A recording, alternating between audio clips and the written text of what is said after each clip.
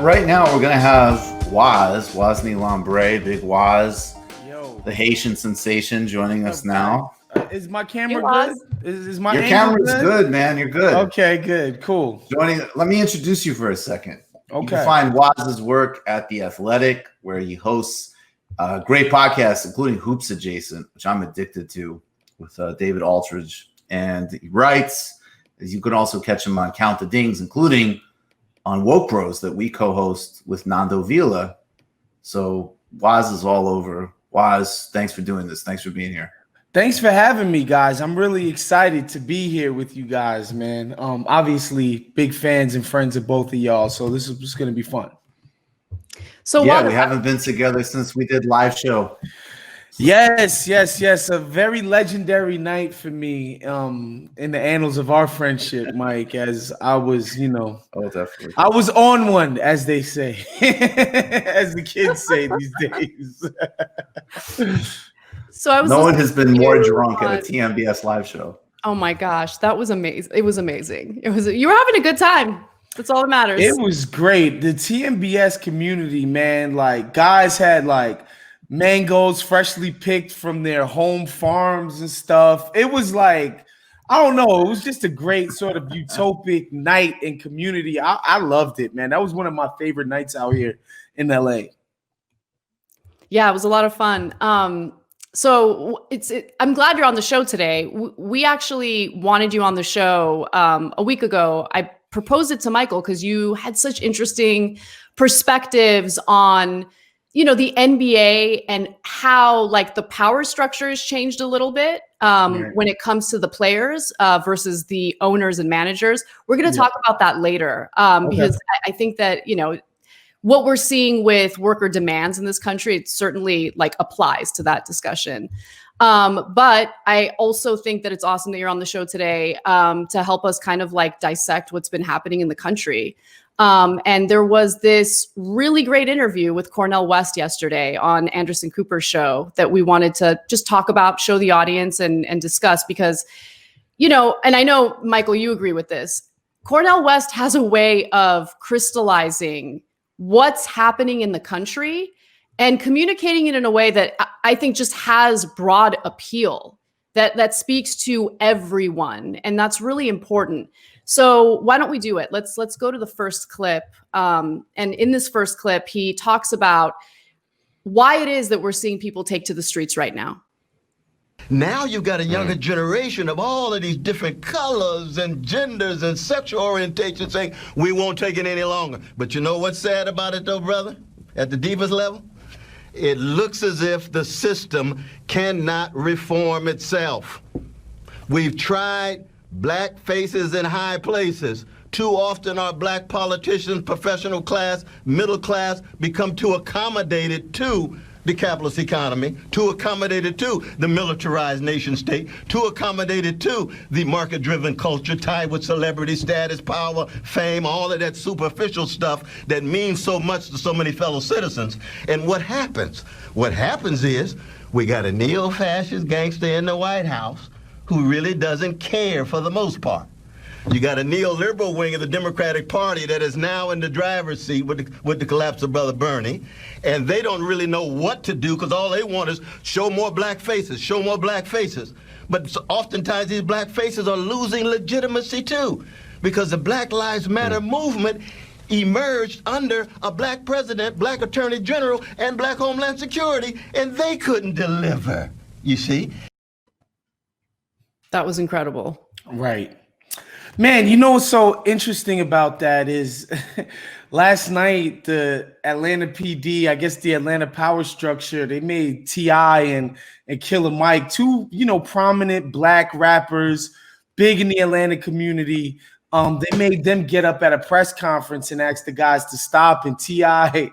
said that Atlanta is Wakanda and we shouldn't be doing this here. And this is T.I. This is a 7-8-time felon, like no exaggeration, and even he is so entrenched in the power structure that he feels a need to come out and, sort of defend the stance of the status quo.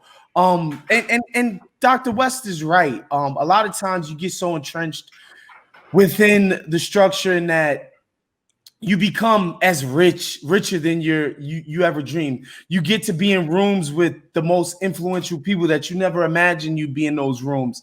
And you start to want to keep these things, at all costs, and think, well, man, like there's got to be a way to keep this stuff and make things right. Oftentimes it's hard for people to make those decisions in a split moment. I think if T.I. or Killer Mike, if you had an honest conversation with them, I think they would understand that, what's happening right now is just a manifestation of all the bullshit that's come before it. But, those guys are business owners, right? Like if you're a business owner, do you want to see your business get burnt down right next door to the target? Probably not. And that's the difficulties we face within the system. Like, oftentimes it's not like, and Dr. West crystallized it, like it's not enough to elect a black mayor when the system and the structure is so entrenched and is so dedicated to functioning one way. Like you can't just turn a freaking cruise ship, right? Like it's not a speedboat. Like the power structure is a cruise ship. It's not this nimble thing that just one election cycle or two or three election cycles can just turn the whole thing around. Like it takes a lot more than that. And I think people are realizing that we can't just count on black leaders to go ahead, get in there and undo literally 450 years of work. Yeah, that's such a great point. And as you were talking about the power structure and like the seduction of it, like it made me think about like it's such a multi-pronged approach to kind of keep it intact, because think about how politicians keep so-called journalists and reporters on check, right? They bring them in with the allure of like the White House Correspondents' Dinner. Oh yeah. And once you're in that cocktail circuit, right, it's hard to accept being kicked out of it by being a truth teller. Yep. So I think the White House Correspondents' Dinner is like a perfect example of like maintaining that power structure. Well, yeah, I mean that's what my man Charles Pierce calls the courtier press, right? Like these guys are all like sort of suckling at the power teat, like, oh my goodness, this person knows all you have to do is say my name. And you know what's so funny about this is that working in the NBA, you see it all the time with the NBA press, and it's a lot less harmful because let's face it, what we're doing is covering a game. It's quite frankly, it's not as important as a guy who can take your granny social security checks away with the wave of a pen, right? Like it's just not important, but you see it all the time when like Doc Rivers is a master at this. He knows everybody's name. He laughs at their jokes. He knows how to like put everybody at ease because he knows ultimately it's in his best interest to have these guys like him. And I see it all the time, right? Like I see everybody uproariously laughing at Doc's jokes. Like every time he comes in, everybody just lights up. And the idea is just being that like, Doc is clearly important. He's clearly more important than any individual person in the press room. And so you see that power dynamic play itself out all the time in sports media. And again, like, I'm not going to lie, I'm somebody who's fallen victim to it myself. And that's just sports media, let alone the guy with, again, at the wave of a pen could bomb countries. You understand what I'm saying? Like that's, and again, like getting invited to these dinners and, having your name in a certain place and knowing that you can go to a party and you get to hang with billionaires at their nice, lavish homes and all of that, hobnobbing with all of these people, of course, it's seductive to a certain type of person. And I think, especially within the American professional media elite, like that's what you went to these fancy schools to do. Like you went to Harvard to hobnob with these people. That was part of the price of admission. It's like, all right, I get to be around the most important people in society. And oftentimes in the press, like, where do these people come from? They come from Dartmouth, Harvard, Yale, Georgetown, Princeton, Stanford, like that. And that's at the low end. When you talk about these plush jobs at places like the New York Times or Vanity Fair, that's part of the bargain. Like that was part of the whole reason to do what they're doing. It's tough, and it's also part of it that I think is tough too. Is like, if you are an important person at the New York Times, your salary is not commensurate with that of some regular worker. Like, you don't make 50 G's a year, right? Like, if you work at MSNBC and you're an on-air personality, you're part of the rich, right? Like, back in the days, you were some muckraking reporter, you were literally a peer, when it came to how much money you filed your taxes for every single April. That's no longer the case with the elite political press. And again, a lot of it is status from the schools that you went to, the job that you occupy, but some of it is just straight up money. Like, you cannot relate to a person who works 2 jobs and comes out with $45,000 a year at the end of that. Like, you can't touch those people, and you more relate to the power structure. That's part of the tension that you're seeing on CNN and MSNBC, and we don't need to mention, Rupert Murdoch's operation. We have a second clip from Dr. West that we'll just play now as we keep going. Because, again, yes, I think not only does he speak to a lot of different people, and I think he speaks really to the highest aspirations that we have and the deepest insight and the highest possible potential. So let's play this second clip, and then we'll keep going. Waz will get your reaction and then keep going. So that when you talk about the masses of black people, the precious poor and working class black people, poor and working class brown, red, yellow, whatever color, they're the ones who are left out, and they feel so thoroughly powerless, helpless, hopeless. Then you get rebellion. And we've reached the point now, it's a choice between nonviolent revolution. And by revolution, what I mean is the democratic sharing of power, resources, wealth, and respect. If we don't get that kind of sharing, you're going to get more violent explosions. Now, the sad thing is, at this neo-fascist moment in the White House, you've got some neo-fascist brothers and sisters out there who are already armed. They show up there at the U.S. Capitol, and they don't get arrested. They don't get put down. Waz, go first. I mean, what is there to say? There's no more clear indication of what we're talking about when a guy, and again, like the juxtaposition of the same people who might call me a snowflake because, I think black people shouldn't get choked out in Staten Island for selling Lucy's. By the way, I happen to be a former Lucy purchaser, so that, not even to sound crass, like, that hit me in a certain way, but whatever. Like, the idea that I think that makes me a snowflake, but you can't leave your house without an AK-47. Like, it's so weird, those two juxtapositions, but like, it's obvious, it's laid bare. Like, one set of citizens, there's a set of rules for one set of citizens, and there's a set of rules for the rest of us. And you see that play out every single day out in the country.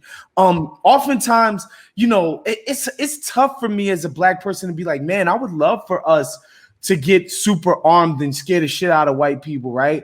But the other side of me, the other side of my brain is like, man, that might get really, truly ugly, right? And you're constantly fighting with those two dualities. Like, do we go out and be these people and meet them where they live, which is essentially like, all right, we're willing to freaking shoot people about this, and bear the brunt of that. I think that's the dilemma of black life sort of every single day in America. Like, the idea that 20 black dudes would show up to City Hall, say in New York City, with guns exposed, and they would just be politely escorted out.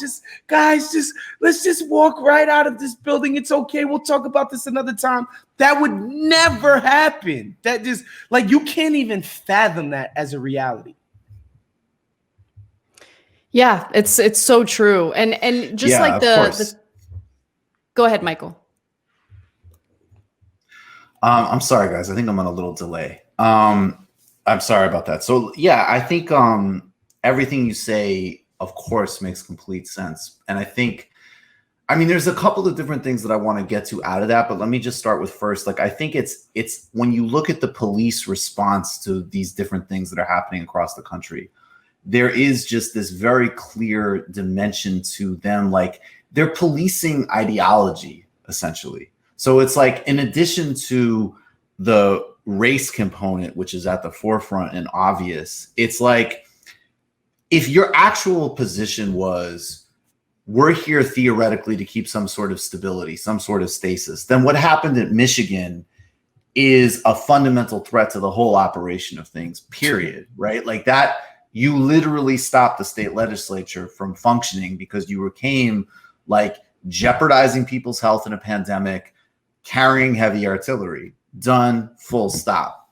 And, you know, and I think that's another way that you can start to track like the response to these protests. And also, what comes next out of this, because, you know, we know that we need to start cutting these departments' funding significantly, right? But we also know that, and we were talking about this in the prep as well, in California and New York and all these places, I mean, the safety net is getting gutted. We're going into another phase of austerity, even as we're in a depression. And what's going to get bulked up and continue to get bulked up? Police departments. And you can't help but see that as obviously the calculation that, like, well, people are going to get more and more dissatisfied because this country's crumbling. So what are we going to do about it, right? Oh, well, we're going to have a paramilitary force that's going to get selectively applied. And some groups are going to feed the, you know, some groups, even if they're out protesting, they fit in the ethos with those who have power. All right, I'll jump in. Yeah, I think that's. I think the way that these protests are being covered, and look, to be honest, like I'm in a place right now, I said it in the beginning of the show, I just want to really sit back and like absorb what other people are saying and understand what's happening on the ground, right? I'm not on the ground. And so I'm in a super privileged position, and I don't want to speak on behalf of anyone. But one thing that I do see in the way it's being covered in the media is that they seem to only focus on one component or one aspect of it. Like yesterday, when things really started to, you know, get chaotic and out of control, every single news outlet that I watched would mention, oh, look at this crowd. It's actually pretty diverse. You see a lot of white people in the crowd as well. And then their natural conclusion was, oh, it's Antifa. And by the way, there might be some Antifa people there, right? But I don't think that every white person who was there is a member of Antifa. I think that this is about power.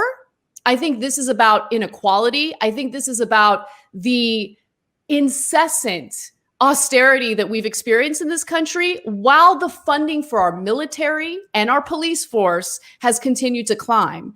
And so when you're unable to afford an education for your kids, or when you're unable to even afford having kids in the first place, right? Or if you want to go to school and get an education, maybe not for, you know, any type of, you know, career, but you want to go to school to be enlightened. You're curious, you want to learn, but you just can't afford it because you'd have to dig yourself in a giant hole worth hundreds of $1,000s. You just feel like there's no hope and there's no way out, right? And I don't think that our lawmakers have really considered what people do when they feel as though they have nothing left to lose. You know, well, when they feel like there's nothing left. A friend of mine actually asked me, he's like, yo, what is the meaning of a protest? Like, what is the meaning to you? Like, to me, it's just a form of communication, right? Like, let's just pretend, for example, that everybody that was out in Brooklyn, New York, or downtown LA wrote a nicely worded letter or sternly worded letter to their representatives in Congress, their state assemblymen, the mayor, whoever. Let's just say they all did that. How do you assume that message would be received? It'd probably fall on deaf ears. This is a way to sort of take a megaphone and scream your message out because other ways have not worked. And whatever that message may be, whether it be like, look, man, you shouldn't just get to choke a black dude out. on the streets just because you feel like he was resisting arrest, right? Like that message could be a variety of things, but this is the only form of communication that gets your stuff on CNN. Like that's just the bottom line. Like there's no other way you could get Donald Trump to tweet about the treatment of the citizens at the hands of bad policemen. There's no other way to get it done. Like literally, I'm trying to think of maybe possibly some other way to get important, influential people to deal with your issues quite seriously that, you know, that doesn't involve burning up a Target. I would love for somebody to offer me an alternate way to, you know, get your message across. I personally, in my 33 years on Beyonce's planet, I have yet to see one. It's Chronix's planet was. I want to see. I just sent to Kale. Speaking of which, different types of people showing up to protest. I don't think that these Amish carrying Black Lives Matter signs are members of Antifa. I just caught this. I thought this was some very interesting. When Ezekiel and Abel come out, you know. So, damn. Yeah, that's serious. Damn.